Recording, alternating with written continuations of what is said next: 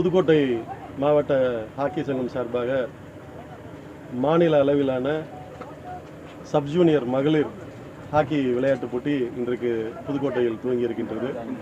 அடுத்த 4 நாட்களுக்கு இந்த போட்டி வெகு சிறப்பாக இங்கே நடைபெற இருக்கின்றது. தமிழகம் முழுவதிலிருந்து கிட்டத்தட்ட 28 அணிகளும் 600க்கும் மேற்பட்ட வீராங்கனைகளும் இந்த நிகழ்ச்சியிலே பங்கேற்கின்றார்கள். அவர்களுக்கு அத்துணை ஏற்பாடுகளும் செய்யப்பட்டு வெகு சிறப்பாக இந்த போட்டியானது ஒருங்கிணைக்கப்பட்டிருக்கின்றது. கிட்டத்தட்ட 14 ஆண்டுகளுக்கு பிறகு புதுக்கோட்டையில் ஹாக்கி அளவில் மாநில அளவில் நடைபெறுகின்ற போட்டி இந்த போட்டி தான். 14 ஆண்டுகளுக்கு பிறகு மாநில அளவில் இந்த போட்டியானது இங்கே ஒருங்கிணைக்கப்பட்டிருக்கின்றது. இதற்காக எங்கள் சங்கத்தின் சார்பில் வெளி உதவிகள் எதுவும் பெறாமல் முழுக்க எங்களுடைய புதுக்கோட்டை மாவட்ட ஹாக்கி சங்கத்தின் சார்பாகவே இந்த போட்டிகளை ஏற்பாடு செய்திருக்கின்றோம் என்பதையும் இந்த நேரத்தில் தெரிவித்துக் கொள்கின்றேன். இதற்காக ஒத்துழைத்த இந்த ஒரு மாபெரும் பணியை ஒருங்கிணைத்து ஒத்துழைத்த புதுக்கோட்டை மாவட்ட ஹாக்கி சங்கத்தை சேர்ந்த நிர்வாகிகள் அத்துணை பேருக்கும் மாவட்ட ஹாக்கி சங்கத்தினுடைய தலைவர் என்கின்ற முறையிலும் தமிழ்நாடு ஹாக்கி அசோசியேஷனுடைய துணைத் தலைவர் என்கின்ற முறையிலும் என்னுடைய மனமார்ந்த நன்றியை தெரிவித்துக் கொள்கின்றேன்.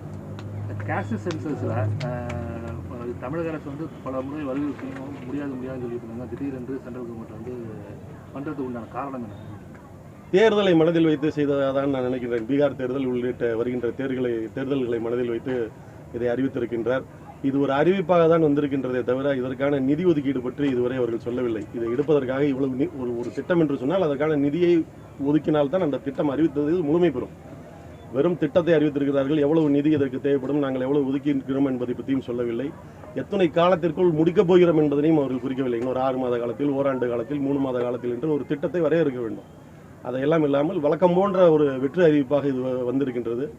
நடக்குதான்னு பார்ப்போம். 2026 எலெக்ஷனில் வந்து 2026 எலெக்ஷனில் வந்து நம்ம வந்து ஏற்கனவே வந்து தமிழகம் வந்து திமுக அதிமுக இருமுனை போட்டி தான் நம்ம வந்து பார்த்துருக்கோம். இப்போ வந்து நடிகர் விஜய் களத்தில் வந்திருக்காரு, சீமான் களத்தில் ஏற்கனவே இருக்காரு.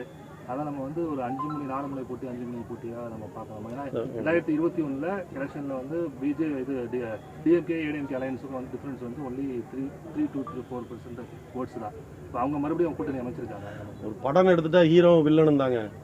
டிஎம்கே ஹீரோ வில்லன் அதிமுக அவ்வளோதான். கேரக்டர் ஆர்டிஸ்ட் நிறைய பேர் குறுக்க மறுக்க வந்துட்டு போவாங்க. அதெல்லாம் நம்ம கணக்கெடுக்க வேண்டியதில்லை. ஆனால் 5ஆம் வகுப்பு 8ஆம் வகுப்புக்கு வந்து கம்பல்சரி பாஸ் கிடையாது சிபிஎஸ்சியில் சொல்லியிருக்காங்க. இது எவ்வளோ தூரம் வந்து பாதிப்பை ஏற்படுத்தணும் உங்களுக்கு? எவ்வளவு தூரம் பாதிப்பை ஏற்படுத்துங்கிறது அளவிட முடியாத பாதிப்பு. இந்த பாதிப்பை வந்து நீங்கள் அளவிடவே முடியாது. இடைநிற்றல்ங்கிறத ஒன்று ஒழிக்கணும் அப்படிங்கிறதுக்காக தான் நீங்கள் தமிழ்நாட்டில் இன்றைக்கி வந்து தலைவர் கலைஞர் வந்து எல்லாரையும் ஒரு 9ஆம் வரைக்குமே எல்லாரையும் பாஸ் போட்டுட்டு வாங்க. அதனால ஒன்றும் கெட்டு போகல. எல்லாரும் படித்து நல்லா தான் இருக்கிறோம், வெளிநாட்டுக்கு போயிருக்கிறோம், வேலையை பார்த்துருக்கிறோம், எல்லாமே நடந்திருக்கும். ஒரு பிள்ளைய வந்து 3ஆவதுலே ஒரு வளர்கிற பருவத்திலே நீ எதுக்கும் லாயக்கு இல்லை அப்படின்னு சொல்லி நிப்பாட்ட இல்லை. அதுக்கு மேலே படிக்கிற எண்ணம் அந்த குழந்தைக்கும் பிறக்கும், படிக்க வைக்கக்கூடிய எண்ணம் அந்த பெற்றோருக்குமே போயிடும். தமிழ்நாட்டை பொறுத்தவரை ஒரே மந்திரம் தான். தமிழ்நாட்டில் எத்தனையோ மதங்கள் இருக்குது. சமஸ்கிருதத்தில் மந்திரம் இருக்குது, அரபியில் இருக்குது, பைபிளில் இருக்குது, எல்லாத்துலேயும் இருக்குது. ஆனால் தமிழ்நாட்டுக்குன்னு ஒரு மந்திரம் இருக்குது. படித்தா முன்னேறணும், அவ்வளோதான். ஒரு குடும்பம் சரியில்லை அப்படின்னா கீழே இருக்குன்னா என்ன சொல்லுவோம் அந்த குழந்தைங்களை பார்த்து? எப்படியாவது படிச்சிரு, மேலே போயிடலாம். இதுதான் மந்திரம், எல்லாருக்கும் தெரிஞ்ச ஒரே மந்திரம். ஆனால் அதுக்கு முற்றுப்புள்ளி வைக்கிற மாதிரி இன்றைக்கி சிபிஎஸ்சின்னு வரவங்க நாளைக்கு அதுக்கப்புறம் இப்போ நீட்டை இப்படி தான் நீட்டு சில மாநிலங்களுக்குன்னு ஆரம்பித்தாங்க. அப்புறம் எல்லா மாநிலத்துக்கும் கொண்டு அந்த மாதிரி எல்லா மாநில திட்டத்துக்கும் கூட செய்வாங்க. ஏன்னா அதிகார பலம் அவங்க கையில் இருக்குது.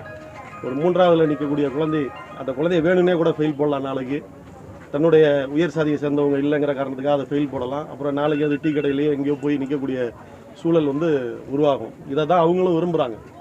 அதிகாரம் என்பது இன்றைக்கு யார் இந்த நாட்டில் அதிகாரத்தை வைத்திருந்த சாதிகளிடமிருந்து இன்றைக்கு அதிகாரம் பரவலாக்கப்பட்டு விட்டது. நம்மள மாதிரி பிசி எம்பிசி எஸ்சி எஸ்டி எல்லார் கையிலையும் வந்துருச்சு. அதை அவங்க விரும்பலை.